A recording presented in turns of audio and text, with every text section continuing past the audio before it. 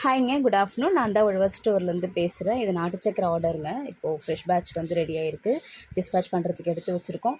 உங்களுக்கு யாருக்காச்சும் ஃப்ரெஷ்ஷான நாட்டு சக்கரை வேணும்னா 1/2 கேஜாவோ இல்லை 1 கேஜாவோ 5 கேஜாவோ நம்ம கொடுத்துட்ருக்கோம். நீடு வந்துச்சுன்னா ட்ரை பண்ணி பாருங்கள். அதே மாதிரி இன்னொரு ரெக்வஸ்ட்டாக ஒரு விஷயம் கேட்டுக்கிறேன். கன்ஃபார்ம் ஆர்டராக இருந்தால் மட்டும் வாட்ஸ்அப்பில் மெசேஜ் பண்ணுங்கள்.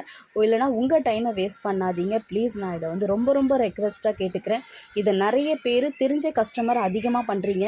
ஆர்டர் கொடுக்குறீங்க. நான் உங்களுக்காக 10 to 15 நிமிஷம் டைம் ஸ்பெண்ட் பண்ணி பில்லு எல்லாமே அனுப்பி எல்லாம் பண்ணதுக்கப்புறம் எந்த ரெஸ்பான்ஸும் இருக்க மாட்டேங்குது. அதை நான் வேறு எந்த கஸ்டமர்ஸ்க்காச்சும் அந்த டைமை நான் வந்து யூஸ் பண்ணிப்பேங்க. ஏன்னா நீங்கள் நினைக்கிற மாதிரி நான் வேலை இல்லாமலாம் இல்லை, எனக்கு ஏகப்பட்ட வேலை இருக்குது. நான் இதுவரையில் பிஸின்ற வார்த்தை யார்கிட்டையும் சொல்ல மாட்டேன். ஏன்னா அந்த மாதிரி சொல்லும்போது ஹர்ட் ஆகுமோ அப்படின்ற மாதிரி யோசிப்பேன்.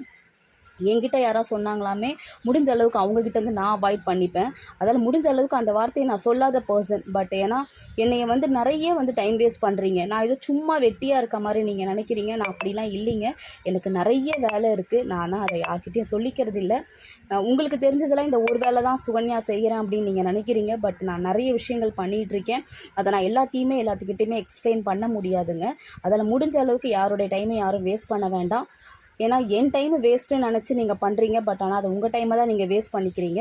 முடிஞ்ச அளவுக்கு கன்ஃபார்ம் ஆர்டராக இருந்தால் மட்டும் மெசேஜ் பண்ணுங்கள். இல்லைனா தயவு செஞ்சு யாரோட டைமை யாரும் வேஸ்ட் பண்ண வேண்டாம் ப்ளீஸ்.